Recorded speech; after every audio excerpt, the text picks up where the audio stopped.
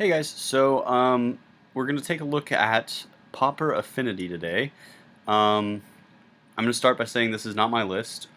This is taken directly from MTG Goldfish's site as a sample deck list, and not being too familiar with the Pauper format, I chose to just draft that. So here we are. I'm going to be giving you a deck tech on the list that I have. So yeah, I hope you guys enjoy this, and let me know if you guys see any improvements that can be made to the deck, um, particularly in the sideboard, and we'll go from there. So the land base is first. So these lands were posed a huge problem when they were in standard, and were eventually banned in modern. I think within the first banning relevant to their print. It's a 4-color affinity deck, so you're running 4 of each of the artifact lands in each color: blue, white, green, red. So Ancient Dens, Great Furnace, Seat of the Synod, Tree of Tales, and 3 Dark Steel Citadels. Now, you're probably wondering, in a 5-color deck, for those of you not familiar with Affinity, in a 5-color deck, or a 4-color deck, why would you be running, just single-color lands? Well, I'll tell you. One of your major 2-drop cards is Frogmite. I say 2-drop because he can almost always come down on turn 2 for 2 mana, sometimes for 1. It has affinity for artifacts, so all these lands help you cast Frogmite for cheaper. Same thing with Mirror Enforcer. So the artifact lands actually help attribute to your affinity count, which is where affinity gets its name, even the modern version, which doesn't really run the affinity cards anymore. So your land base is the first and foremost way that you're going to be activating those affinity count numbers. I'll move into the utility artifacts next, just so that we can get to the creatures and the complex, things that happen there in a bit. So you have 2 chromatic stars, which turn into just cantrips, essentially, that add mana. They help with the fixing. That add mana to your mana pool just for, a turn or whatever, and then draw you a card. You're running 2 prophetic prisms, which can filter your mana for a while. And those are also quite good in the sense that they are a cantrip for an artifact that helps you fix mana. You have 3 Flare Husks. These are pseudo creatures that ultimately they do a little bit of damage in the early game, and then they get sacked to Adog or equipped to a larger creature later. But a cheap living weapon is a pretty good 1-drop that helps your affinity count. 3 Springleaf Drums. Springleaf Drum, again, more mana fixing, a little bit of ramp, really. And yeah, that's essentially what it's for. You have 4 Thought Casts to draw you cards. Affinity for artifacts, draw 2 cards. So basically a 1 blue, draw 2, which is pretty nice. For your instants, you have Fling.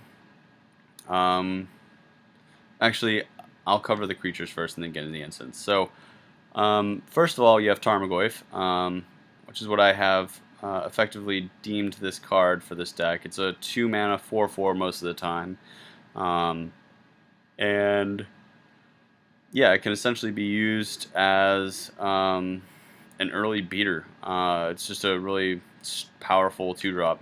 Frogmite, like I said before, it's often a 0 mana 2/2, but it can come down for 2 as a turn 2 2/2, which is okay because it attributes to your affinity count as well. Mirror Enforcers are sometimes a 0 mana 4/4, which is just impossibly good. And then Somber Hoverguard is a 3/2 flyer. It's Delver for us. Affinity for artifacts. It's a 1 mana 3/2. Essentially, it's the Affinity Delver, and it helps you get in damage. So whenever you're at a stalemate on board, it helps you sneak in that last bit of damage. Sanctum Gargoyle is utility in the sense that it brings back an artifact from your graveyard, which helps you feed Adog. Adog is a 1/2 that sacrifices an artifact. It gets +2/+2 to the end of turn. So it can get quite large. It can win games on its own from attacking if your opponent has no blockers. And when flung at an opponent, I could just instant win the game. So yeah, that is one of the kill combos in this deck. It also can help this deck be a little bit more versatile in the mid-range game. Um, and yeah, it's just a pretty powerful card. So lastly, you have 4 Galvanic Blasts. These do 4 damage most of the time to a target creature or player, which happens to be a lot for 1 mana. So yeah, that's your main board. It's pretty aggressive, but it definitely has staying potential in Carapace Forger and Myrrh Enforcer as 2 major beatdown creatures, and Adog gives you that kind of late game versatility as well. Now on the sideboard, you have 3 Journey to Nowhere, which is a good card to bring in against more creature-oriented decks that have larger creatures than your 4/4s, such as Tron, such as I guess Angler Delver, and those sorts of decks. So Journey to Nowhere can be a versatile kill spell for you.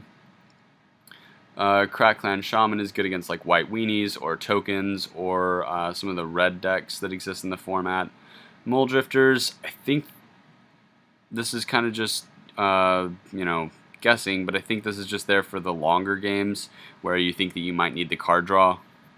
Or I guess it could be good against mono black, because the mono black decks tend to isolate your hand and make you not be able to draw anything, so it kind of fights that off by allowing you to draw more than 1 card a turn. Dispels are great against the Delver decks. They're very good against anything running blue. They're good against a lot of the decks that are going to be running removal. So yeah, Dispel is a really versatile sideboard slot. Yeah, probably the most often cited in card. Armadillo Cloak is it's good for fighting, I guess, more aggressive decks. It's good for mid-range games, so you can gain life and get a bigger creature. So it's an overall pretty decent sideboard slot that gets played in a few of the more mid-range / aggressive matchups. And lastly, Ray of Revelation is good against Obuilet, or however you pronounce it. I have no idea. But it's good against that. It's good against some of the other enchantments in the format, though I couldn't tell you what they are, even if I knew. Like I said, I'm new to the format, so if anyone wants to explain some of these sideboards slots in the comments or give me better options, feel free to do that. So yeah, let's head into the matches and we'll see how that goes.